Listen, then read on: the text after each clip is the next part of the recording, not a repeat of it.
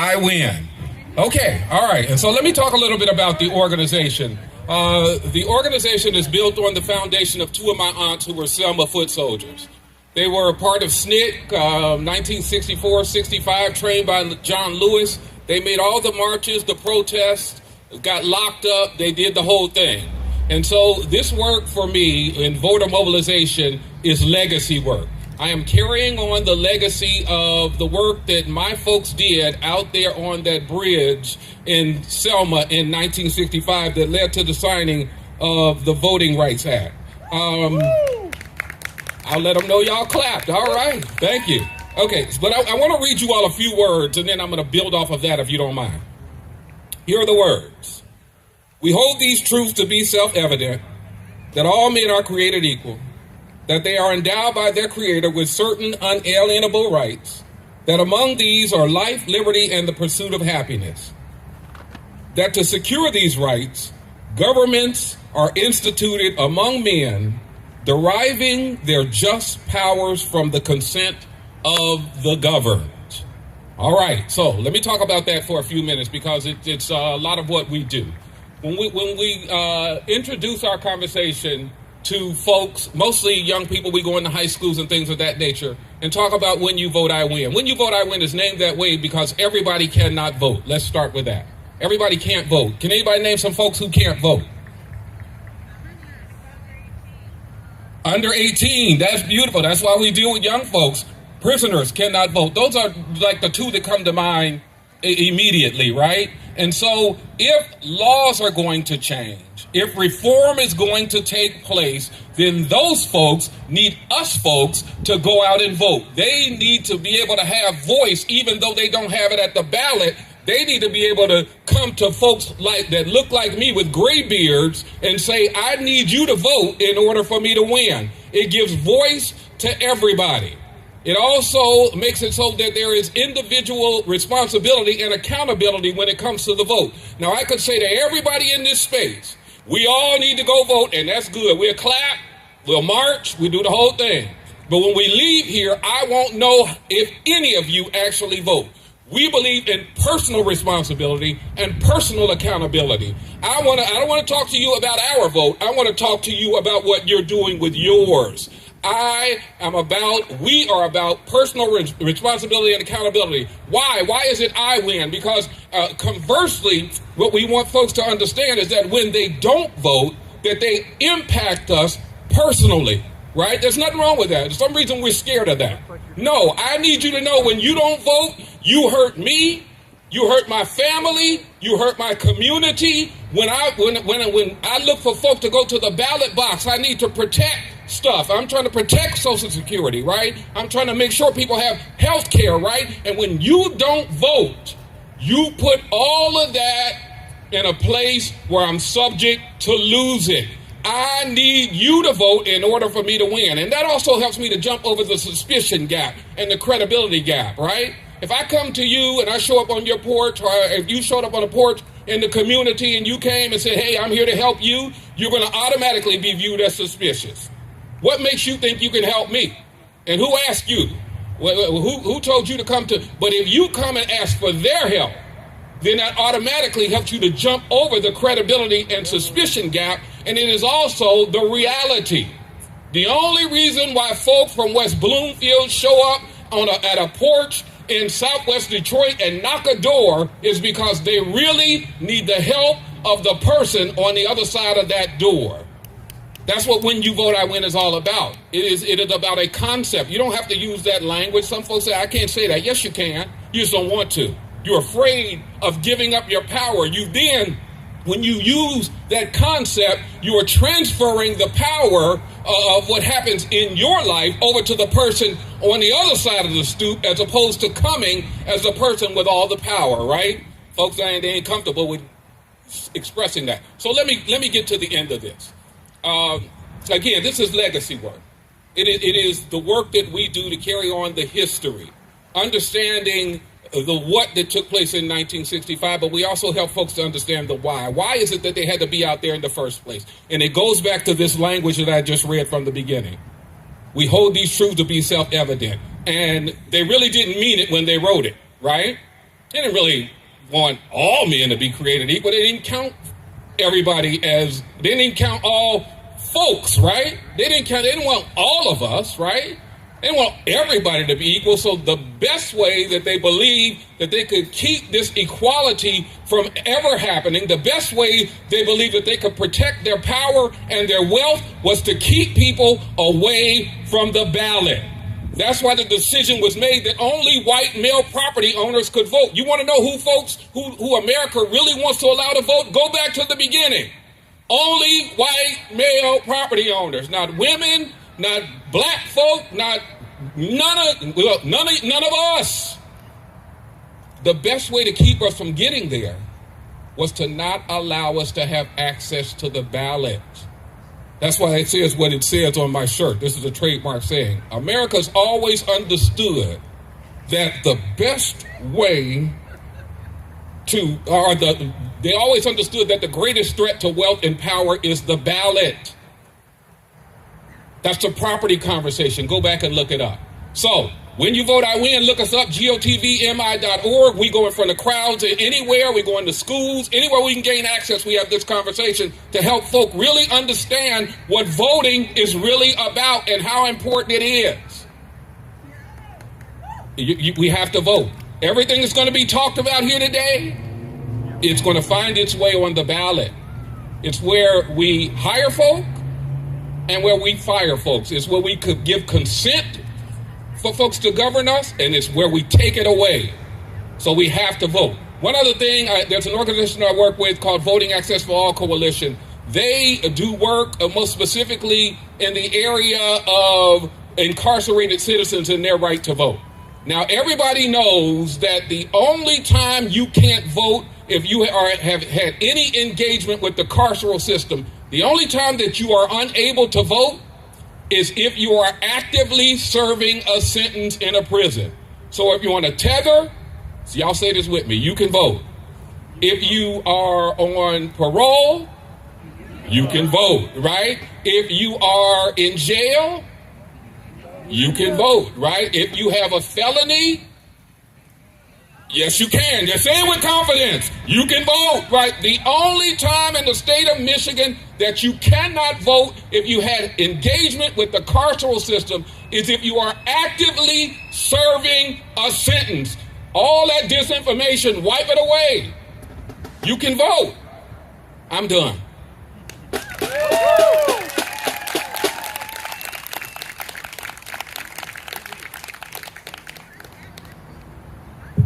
Thank you, Charles, reminding us, hey, civic engagement, that is how we have power to the people.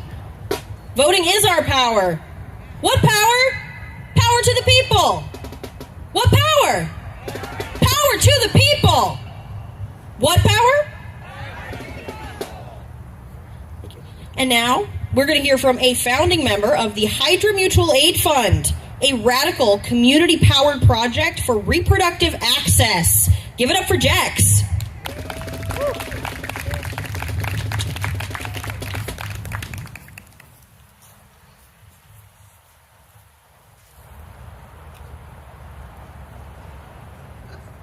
Thank you. My name is Jax Blackmore, and as I just mentioned, I'm a founding member of the Hydra Mutual Aid Fund, and I'm going to talk a little bit about mutual aid.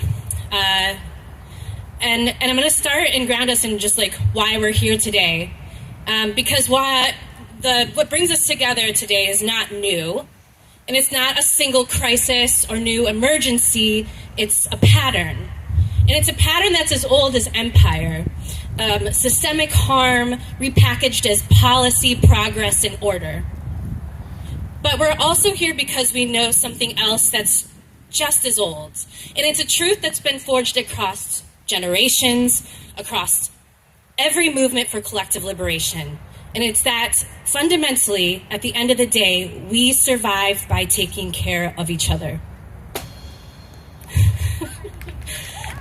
Mutual aid is a practice that's older than the states, and it is born from necessity and rooted in solidarity. And mutual aid says, if the state won't feed us, we will. If they won't keep us safe, we will. If they try to control our bodies, our families, and our future, we will tear that control away and hand each other the tools to thrive. And we know this has been the practice for generations, from the Panthers' free breakfast programs to underground abortion networks to neighbors organizing supply chains, medic tents, and safe houses. Mutual aid has always been the infrastructure of our survival. And this is really important because at the end of the day, I hear so commonly people saying, "What are we going to do?" And then I'm frustrated and I'm angry. And of course, all of that is necessary and understandable, but we do actually know what to do. And it's simple.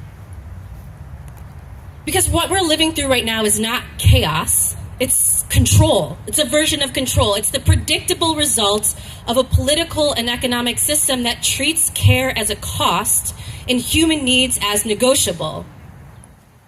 This is a pattern designed to manufacture scarcity, enforce inequity through violence, and protect the privileges of a bloated elite fattened on stolen time, land, and labor.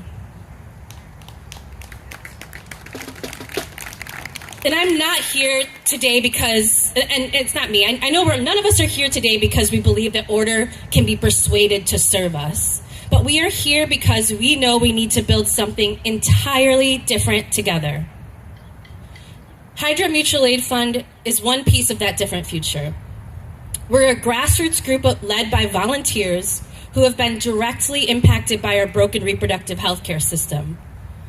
We're a group of people who got tired of being told to funnel our rage into million-dollar nonprofits and party platforms that never deliver.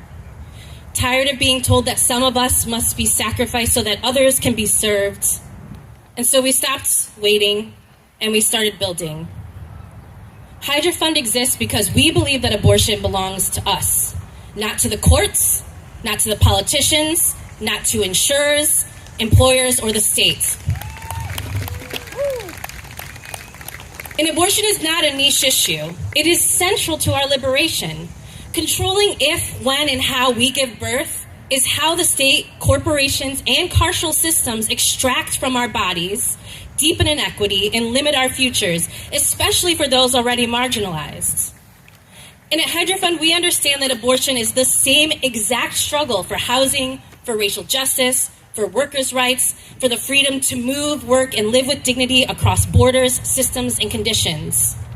It's the same forms of oppression that stand on the neck of everybody fighting for those issues are the same boots that stand on the neck of people waiting for abortion. Abortion access is not just personal, it is political, it is structural, it is revolutionary. And still here in Michigan, where abortion is technically protected, people are being pushed out of care every single day by poverty, by distance, by racist systems, insurance loopholes, and clinic closures, and by the simple fact that many people have no idea where to even start. Because abortion information isn't just hard to find, it is censored, politicized, and buried under layers of stigma and misinformation. You see, legality means nothing if you can't afford it, you can't get to it, or you're afraid of being criminalized for trying. And so Hydra Mutual Aid Fund doesn't just believe that abortion should be accessible, we make it so.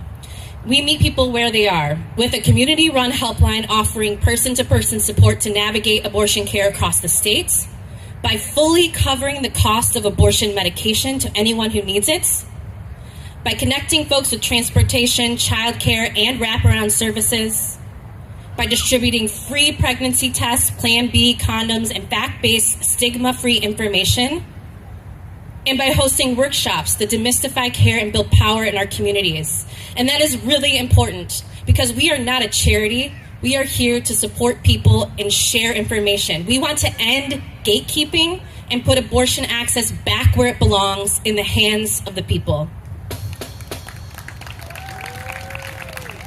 We're not a service provider, we are not trying to be a service provider, and we are not a charity. We are a collective response to a collective need. So if you're asking, what can I do now? And how do you get involved? Or how can you support?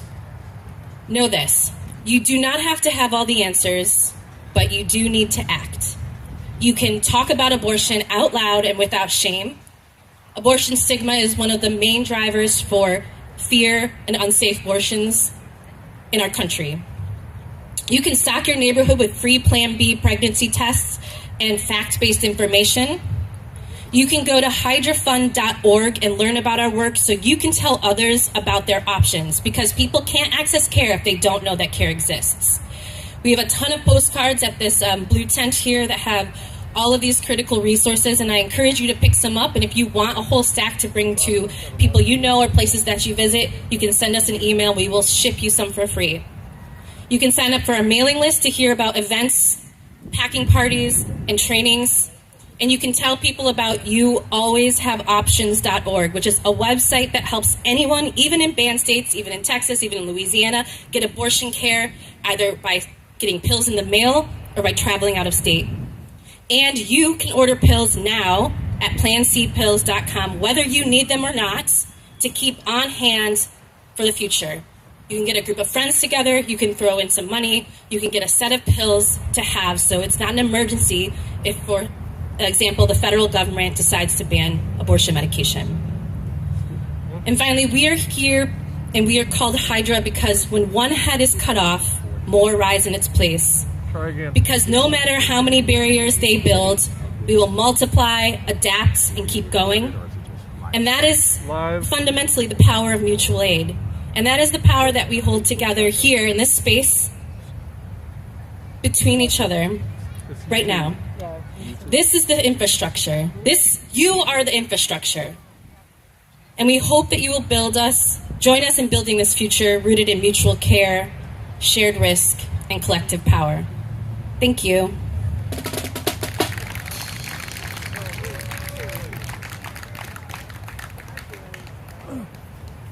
Thank you, Jex. Real grassroots infrastructure for reproductive freedom, folks. That is community care. Who keeps us safe? Who keeps us safe? We keep us safe. Next, let's hear from a survivor, a courageous truth teller. His story reminds us that silence protects no one, and that truth can open the door to healing. Please welcome Brent.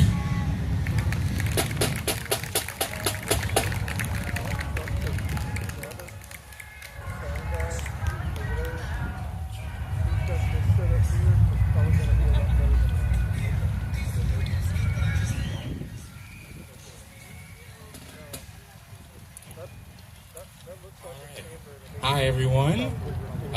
Thank you all for being here. Thank you for having me. It's been 5 years in the making for me to come do this, and thank you. And here I go. Yes. Thank you. All right, here I go. Yes, my name is Brent Tucker. I'm a black survivor, a son, and someone who has found his way to Metro Detroit more than once. I was born in Detroit and raised in Beaufort, Georgia, near a huge lake with a bad history, which none of us knew about, so we all got along very well. I came back to Michigan with my mom in 2013 when she was enrolled in college, and we lived in Farmington Hills. I stayed right across the street from a regular bar called Scores, where I met older professional folks who looked out for me. And after moving back down south, I became homesick and I came back. I was able to get into refinancing home loans with someone that worked at the bar. Anyways, I eventually moved in with my aunt on the west side of Detroit, a woman grounded in love, property, and legacy. Her father was the first black photographer for the Detroit News. In my past, I've done professional work. I worked in insurance. I've worn blazers to meetings. When I lost my job at an RV store in 2020, someone introduced me to Curtis Lipscomb, founder of LGBT Detroit. At Minjo's, it's a mostly older white gay bar, and I had been going there for a few years. It's not that I rejected the black LGBT community here. The truth is I just didn't grow up in it. And I didn't know the right people, and I didn't really feel like I belonged. Now, Curtis offered me a job as a program coordinator for a mentorship initiative. The idea was to connect older LGBTQ professionals to younger ones who needed guidance. On paper, it looked like care. In practice, it was control. Many of the older people in the organization were pleased by my professional appearance and gave compliments. On multiple occasions, I was referred to as a young Curtis because of my demeanor. And I was even asked if I wanted to consider joining politics. Now, Curtis would bring up mentoring male staff and emphasize that mentees have to ask. And he said in our one-on-one meetings like a dare, but I wasn't going to ask. I date older men. I have older friends. Both of my parents are in my life. I didn't need another man directing me in that fashion. But eventually, he just told me outright he wanted to be my mentor. And from there, the boundaries violations ramped up. And for his birthday, he made me buy matching bracelets. Then eventually, he told me to go buy women's underwear. And I didn't know anything about that. And they were a size too big, and I try to forget that. But it was never about those things for him, I guess. It was about power. One day, he had me come to his house to help move some vinyl records. And I remember the house. I remember him talking about his nosy neighbor. And I remember how handsy he got. I didn't realize it at the time, but he was testing how far he could push things. Then COVID hit, and everything was remote, and the harassment escalated. Curtis kept me on Zoom calls after meetings, just him and I. The way he talked to me, too personal, too suggestive, it wore me down. I started drinking more. I would turn the camera away. I didn't want to be seen. Curtis eventually sexually assaulted me in his office. He jammed himself inside me, and I got an anal fissure. Doctors injected Botox into that area to manage the pain, and it destroyed my bowel movements and bladder control. I couldn't eat without fearing the pain. I lost weight. Later, I tried to gain it back with plant-based foods to ease digestion. With the added estrogen, I ballooned to about 250 pounds, and my body it changed. But I was still carrying pain no one could see when I got better. And I kept delivering DoorDash through it all, and sitting was agony. But I needed to keep my home. My parents came to help me, one at a time. My mom came first, but it became too much to bear. My dad showed up and supported me when I needed it most. They didn't have to, but they did. And they came from far away, and I don't take that for granted. And Curtis, he kept his title, his status, and this is why we need to talk about BIPOC spaces in leadership. Because when black leaders turn abusive, and the community usually closes ranks around them, and survivors like me are left to rot in the shadows. What happens to the black survivor when the predator looks just like them? When he speaks our language of justice and liberation, when he uses it to cover up his violence. And I'm demanding an investigation into Curtis's conduct. I'm demanding that any... Thank you. Demanding, requesting that anyone else who's dealt with him before speak up. Obviously an apology. And what I want is for the whole state to know who this guy is, who he really is. Now, I didn't speak out to stir drama, but I spoke out to stop the cycle. Curtis probably thought I'd be too ashamed. He thought I'd be isolated, thought I wouldn't be able to talk. But I will, and I am. I'm here to make sure survivors are protected. And because silence didn't save me, but my voice might save someone else. Thank you.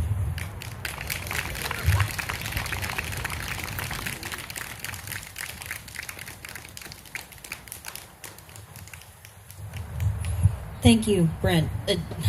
This is incredibly brave to speak up to protect other people when silence is the standard.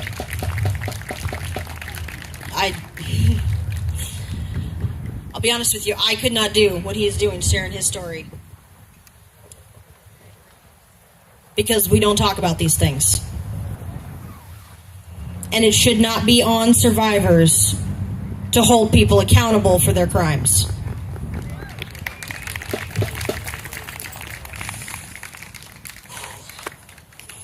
Well, next up, in a more, what we know we can do and fight for, Action Forward, CAS, is coming up from Comité de Acción Comunitaria. Let's get a cheer for the work they are doing, trying to make Detroit a sanctuary city.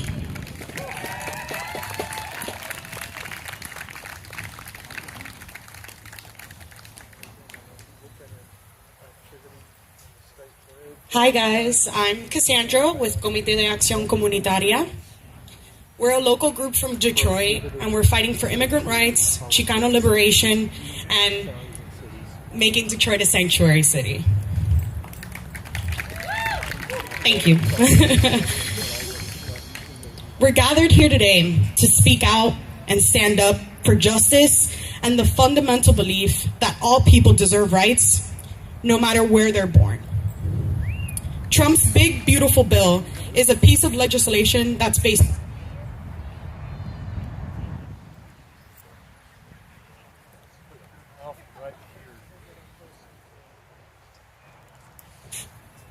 Okay, I think yeah, we're good. Sorry guys, technical difficulties. Trump's big, beautiful bill is a piece of legislation built on fear, division, and militarization. This is a law that pours billions of taxpayer dollars into walls, drones, surveillance, with the full intention of ripping families apart, kidnapping, and criminalizing our people. Shame. Thank you. Shame, shame. This bill is a blueprint for a police state in our very own borders. The struggle for immigrant rights is not just a fight for immigrants. It's all of our fight. Because when one community is targeted, surveilled, and attacked, every community becomes vulnerable. Thank you. History has taught us that when we fail to speak out when our neighbors are attacked, we allow injustice to grow unchecked. It is only a matter of time before it starts happening to every single one of us. Today, immigrants and Chicanos. Tomorrow, anyone. We are told to be afraid of each other, to believe that the neighbor across an ocean is a threat. But we need to reject that lie. We need to believe that no human is illegal.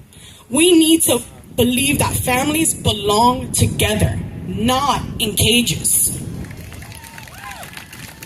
We need to believe in the strength of our people, united, Black, brown, immigrant, Chicano, Latinos, Palestinians, and workers, all standing side by side.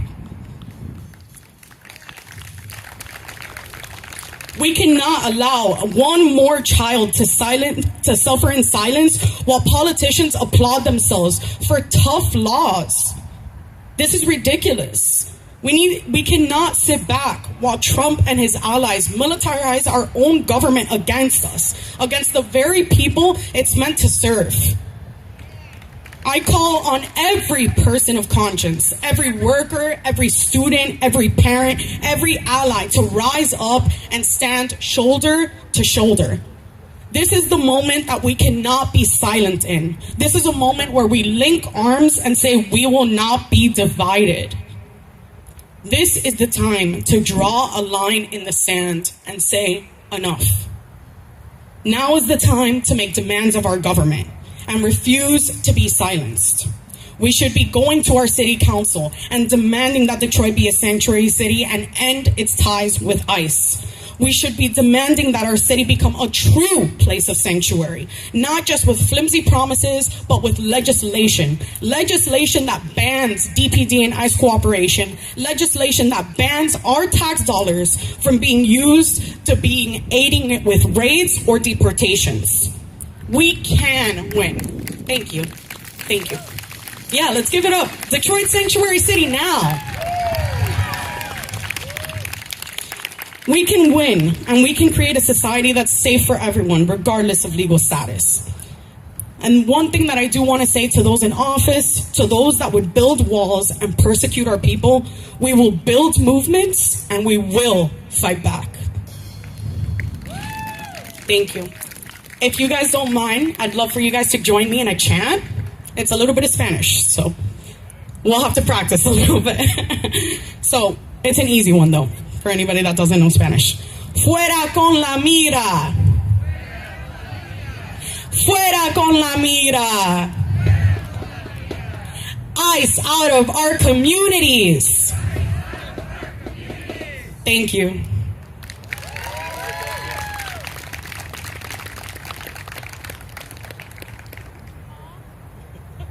No secret police, right? How much secret police do we want? I'm sorry, I didn't quite hear that. Do we want a little bit of secret police, or how much secret police? Fuck ICE! Who keeps us safe? Does ICE keep us safe? Fuck ICE! So we've heard truth today. We've heard pain. We've heard power. We have heard calls to action. And now we move. We're not just here to listen. We're here to act. We are here to move our feet, our bodies, and our message through these streets. Today is about making sure our presence is felt. They can write laws, but we write the future. And the future will be one of care, dignity, and collective power. What power? Power to the people. What power? What power? Power to the people. We've planned a little peaceful civil disobedience for our march today. So we'll still be here to connect at the park as well. There's not just one way to show up. The march will be taking the streets, but we're not asking permission. This march claims our streets. Whose streets? Whose streets? From the corner, march will be down Michigan Avenue, across the bridge, and back. You're going to follow our marshals in high-vis vests. Our own Revolution Barbie will be leading the way in pink. Follow the pink marshal, everyone. Look out for one another. Stay hydrated and keep those chants loud. Make them hear us. Raise our voices. This is the First Amendment. This is democracy. Thank you for showing up today. Being part of this struggle, we would also love it if you want to, if over there, when you get back from the march, before you leave on the march, you sign the Rank My Vote petition, because no votes should be wasted, and when you vote, I win. Yeah. So thank you, and let's build a future where we all get free. Let's go show them who we are. Let's go raise our voices, build our future in the streets together. Whose streets? Whose streets? All right. Give it up. Our Revolution Barbie. Follow and take the streets. Let's do this. Power to the people.